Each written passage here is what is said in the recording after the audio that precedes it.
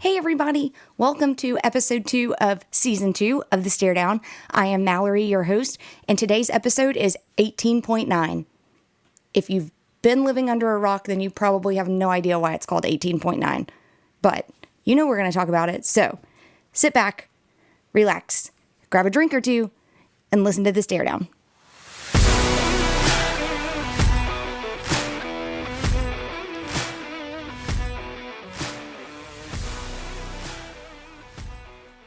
Awesome. So thanks for joining me today. We've got a couple of big things to talk about and then a topic that I want to introduce that I will be honest, I didn't have enough time to dig into it and be able to do it justice. So it will be a special topic coming up in the next episode. But first and foremost, shout out to the South Carolina Gamecocks.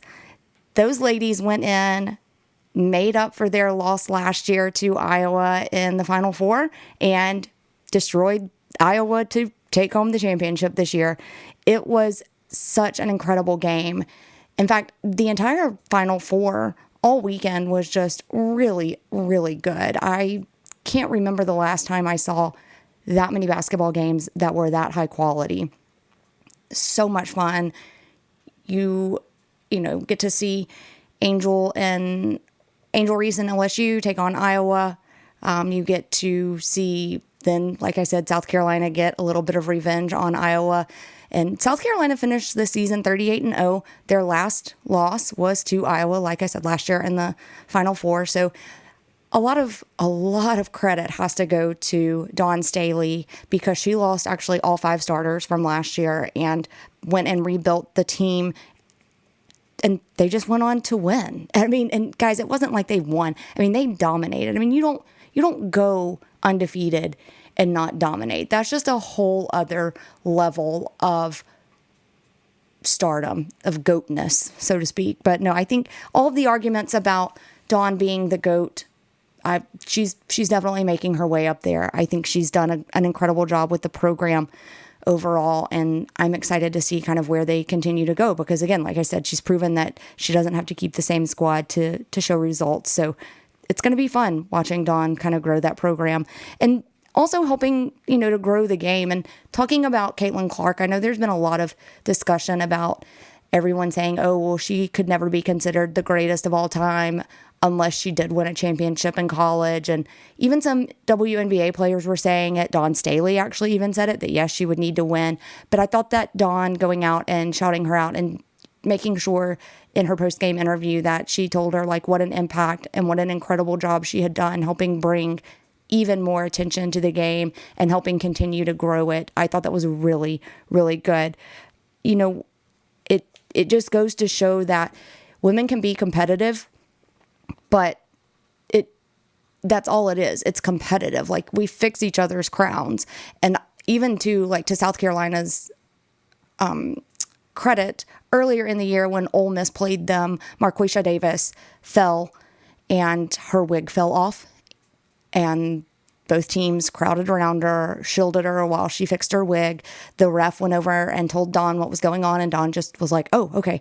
And nobody said anything about it. And so that's kind of the whole spirit that I think you see out of all of these women. And the narrative is, tried to turn into pitting us against each other and pitting these athletes against each other. And that's just not the case. And I think you did see that, even like I said in the last episode with Angel and Caitlin saying that they don't hate each other. I think that's just a really good message to get out there is we don't hate each other. We don't have to like each other. We don't have to be besties, but we're going to be competitive and we all love the same sport. And so I think that's just kind of the message that you see going out there. And I love it. It's been great for the game. I'm very excited to see kind of where women's basketball continues to go. I am interested to see if there is fall off in the women's college game in terms of viewership because there is no Caitlin Clark next year. But even if there is some fall off, I don't think it's going to be that big because you do still have some up and comers like a Juju, like a Pow Pow. You have those girls that are still going to be out there and they're going to be competing. And I think that they're going to continue to just show what stars they are and how brightly they burn. And so I think like I said, if you do see a drop off, I don't think it's going to be huge. It's definitely not going to be as big as the men's game drop off was. And so obviously today's episode is called 18.9, and that's because there were 18.9 million viewers for the women's game. That's a lot of people. That was the largest basketball game ever for ESPN. Ever. And since 2019, that is the largest viewership. It's the largest viewership for a sporting event outside of football and the Olympics, because come on, I mean, you can't really compete with a worldwide event like the Olympics and even the Super Bowl. I mean, the Super Bowl has even become such a worldwide event now. So yeah, absolutely incredible job. One of the things that I saw on Twitter was that it's not that these women haven't always been there, and it's not that the game hasn't always been this good. It's that they're finally now getting the opportunity to show the world and to show people how good they really are. So thank you, ESPN, for finally catching up and giving them their spot. I mean, they deserve it. They've worked just as hard. And, you know, like I said, this game, the women's game, it's so good, and they are so good. And I absolutely love to see it. So shout out to all of the teams that made it to the March Madness tournament for the women's side. It was exciting. Probably the most I've been involved in a March Madness tournament in a very long time, men or women's. The games just from top to bottom were great. So hats off to all of you ladies. Speaking of March Madness, though, obviously UConn repeated. There's also been, some shakeup in the men's basketball world with Calipari going to Arkansas from Kentucky, but that's not the big news. Guys, the big news is I won a bracket and I finished 4th at my new job in their bracket contest. So woot woot. Shout out to Keyfinders Group for hosting a local for their clients.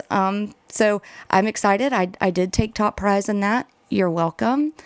As I text Blake, my friend, who is part of Keyfinders, I was kind of shocked. And he was like, I wasn't. I was like, oh, thanks, Blake. That makes me feel good. But then it was kind of cool going into a new job and, only being there for a couple of months. And hey, did you guys know that I have a new job? In case I didn't tell you enough on the last episode. Yeah, I have a new job. And so going into that, and there were over 230 people, I believe, and I finished 4th. So not bad for a newbie, right? I was really excited. So that's kind of cool. I can maybe buy me some new shoes since I've decided I'm going to become a sneakerhead. I don't know if you're still allowed to become a sneakerhead if you tell everybody you're going to be, but I just did, so whatever. But no, it was a lot of fun doing that. I was very excited. It's always fun to win. But too, the Staredown actually had its own women's challenge tournament challenge, and we actually partnered with my book club, Bully Book Club, that I'm in. If you listened to episode 2, you heard Jamie and I talking about my Bully Book Club. They're amazing, but they wanted to do something, and they wanted to support me in the podcast, which I thought was so sweet. But they also wanted to support women because our book club is, I believe, all women, and so they joined in on the Staredown's women's tournament challenge, and we ended up with 21 participants total, which I thought was amazing. And so the lady who ended up winning it, she on Instagram, we'll just call her Coach Deb. She's a former, I believe, softball and basketball coach, and she obviously knew her stuff. So shout out to Coach Deb.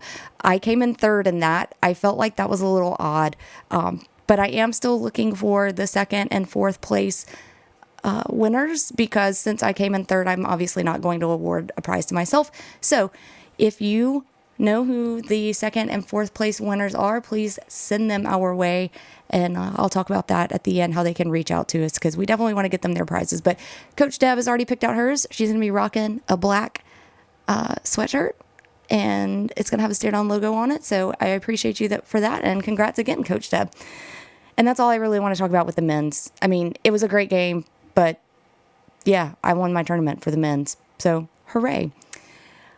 I did not do well in the Taken on Sports tournament challenge, though. Don't go ask them what I did, because it wasn't very good. So we're not going to talk about that. One last topic for today, and then, like I said, I'm going to introduce the topic that is going to end up having its own dedicated episode. But the last topic for today is my favorite thing is coming up this summer. Dun, dun, dun, dun.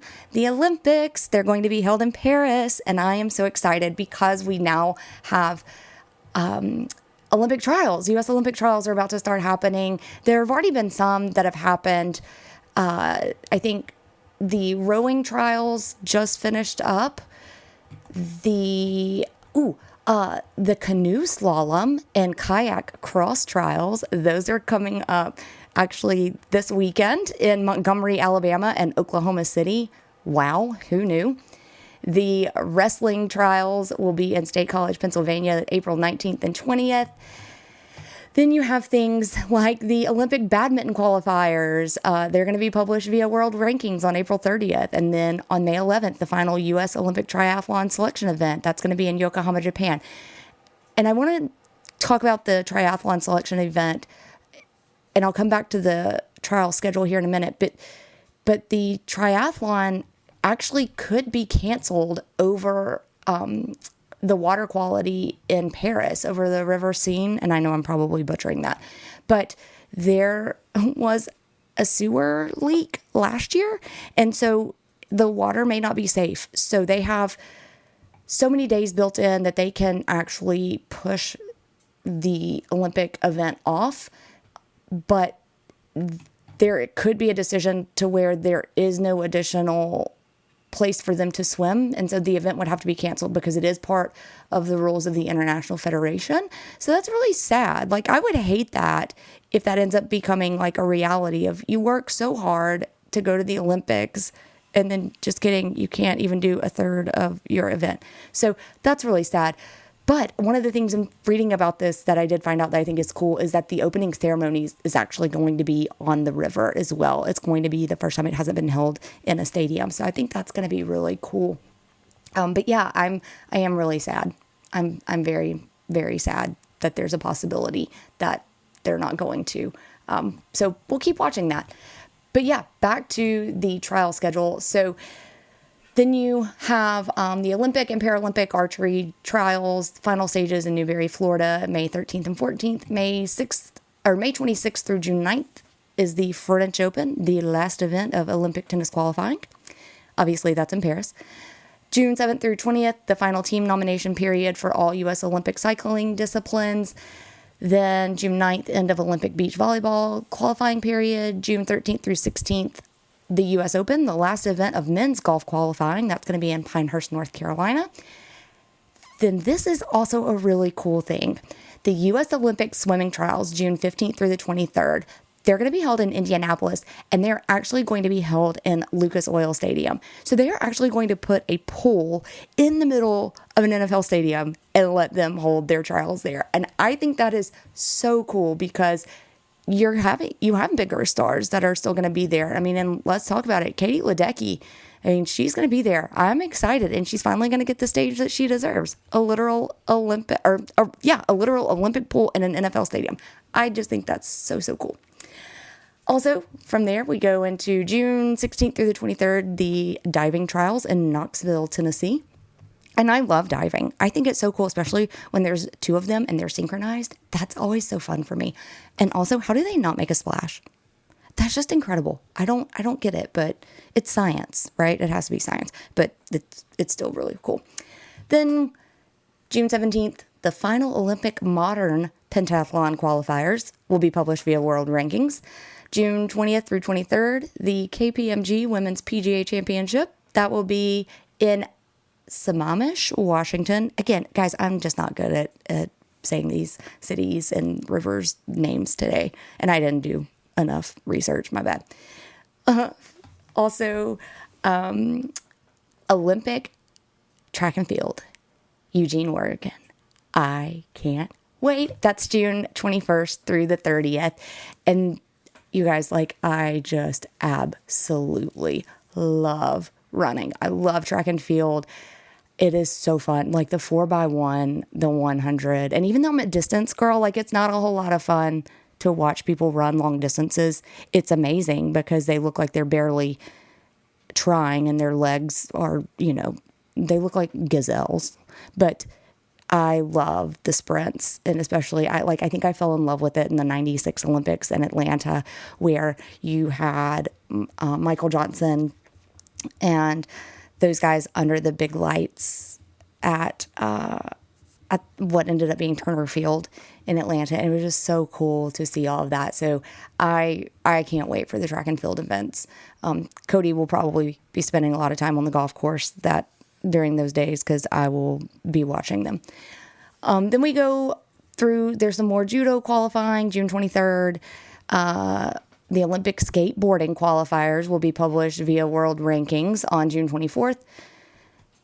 Then we have the U.S. Olympic Gymnastics Trials in Minneapolis, and that's June 27th through 30th. And that's going to be so cool because they're actually 2 past Olympic all-around champions.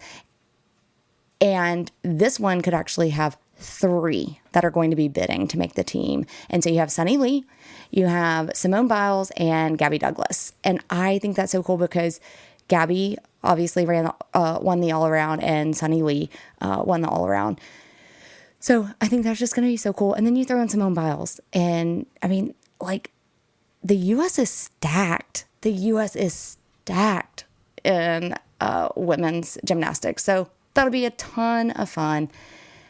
And yeah, that basically wraps up the Olympic qualifiers or the Olympic trials for the U.S. There have already been some already. The air gun for rifle, it took place in January. Sailing trials have taken place. The marathon trials have taken place. Surfing. I forgot about surfing, you guys. And table tennis. Table tennis is done. I'm pumped about that. So, because it's like Forrest Gump, but way cooler, I think, because it's real.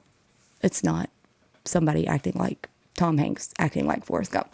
But no, I think it's really cool. Like I said, the Olympics, I love them because you want to talk about seeing the humanity of sports. Like, you have people from all over the world coming to watch these athletes compete, and some of these athletes and their stories are absolutely like heartbreaking in the struggle they go through just to get there and to represent their country and do all of that. So I love the Olympics. So we'll definitely be diving into that a little bit more as the Olympics get closer and as some of these things happen. Also, too, obviously the basketball trials, women's basketball. I know that, like Caitlin Clark was invited to go be a part of the camp, but she couldn't because she was playing in the Final Four. So I'm interested to see kind of what the final team makeup of the women's team looks like. It'll be really good to see that. I expect us to go and dominate yet again. So Team USA all the way. All right. So the last thing, and like I said, this is really just kind of an intro into what's going to be its own whole episode. And the only reason why I'm not really diving into it more this week is because I am going to need to do a lot of research on it. I did kind of go down a rabbit hole, but last week or 2 weeks ago, someone did submit an episode topic, and that is women coaching and reffing in sports. Not just women's sports, but men's sports. And there's been a lot of controversy about it. There is someone who I just will not name, but he was on a Netflix show called Last Chance U, and he has his own podcast. And a few weeks ago, he posted some very not nice things about get the women out of the weight room. They shouldn't be coaching men. They don't understand how a man's body works. Just all kinds of horrible, vile things.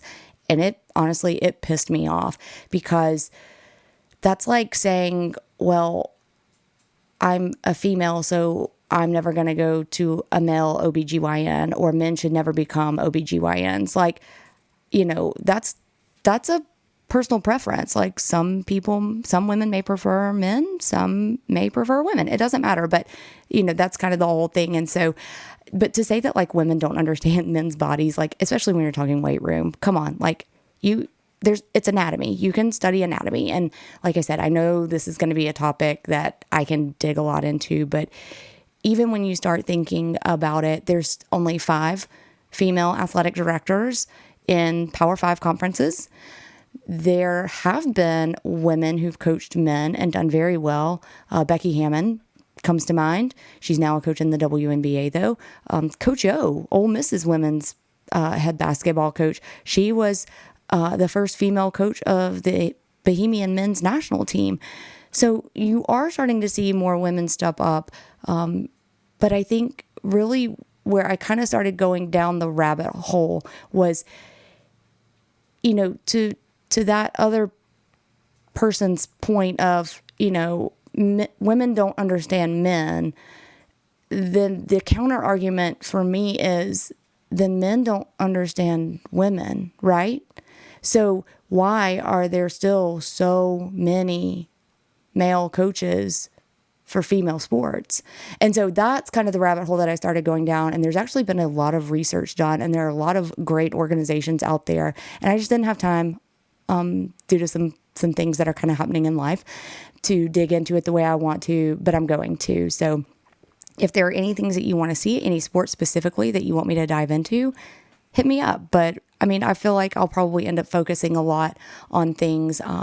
Track and field's going to be one, because there are some female head coaches in the NCAA that are head coaches for both men and women. So I think that's a really cool thing to go down and a rabbit hole to study. I think women's basketball and men's basketball too, like I said, with Becky Hammon. So basketball is going to be one. Softball is going to be huge, and baseball, because too, you're starting to see more women coaching baseball. In fact, I believe the Giants, the San Francisco Giants, interviewed a female for their open manager position this past offseason. And then, of course, everyone's favorite, football. And I'm not even just talking like football, like American football. I'm talking like soccer too, because, you've seen it kind of with the U.S. women's national team and even the men's team. But, one of the articles I pulled up was talking about how moms are coaching like their sons, like little league teams, like soccer wise. And, I thought about that. Why is it always dad who coaches the softball team or that kind of stuff? So definitely going to have a whole episode dedicated to women coaching in sports. And it may even evolve into more, but that's coming up. Also, Megan and Mallory, they were supposed to be on this week, but due to some unfortunate things, we're going to reschedule them. But you'll be hearing from them soon, talking baseball. Like I said, I do still want to get a recap on spring training from them and kind of see what they think is going to happen over this season. So on that note, I'm going to be done with this episode for today. I've got some things I got to take care of the rest of today and this weekend, and then I'm on work travel again. So I'll have time sitting in airports. So definitely hit me up. You can find me on Instagram at the Staredown_podcast. You can find me on Twitter at the Staredown Pod. You can email me at the staredownpod@gmail.com. And you can find us on Facebook at the Staredown. Staredown's all one word, separate obviously from the. Also, the Alabama Take. You can go to our website, www.thealabamatake.com. And while you're there, check out our new website. Blaine went in and did some cool updates to it. And he's also starting a newsletter, so be sure and sign up for it. I hope this episode was done up real good for all of you guys out there and gals, for everybody. Let's just go with that. We just hope everybody enjoyed this episode. And on that note, just remember, life is very short. Be very kind to each other. You never know what's going on in someone's life. So just be kind and leave the world and leave the day a little bit better than you found it. And also, sit back, relax, grab a drink or two, and thank you for listening to the Staredown. Have a wonderful weekend. Hotty toddy, y'all. Bye.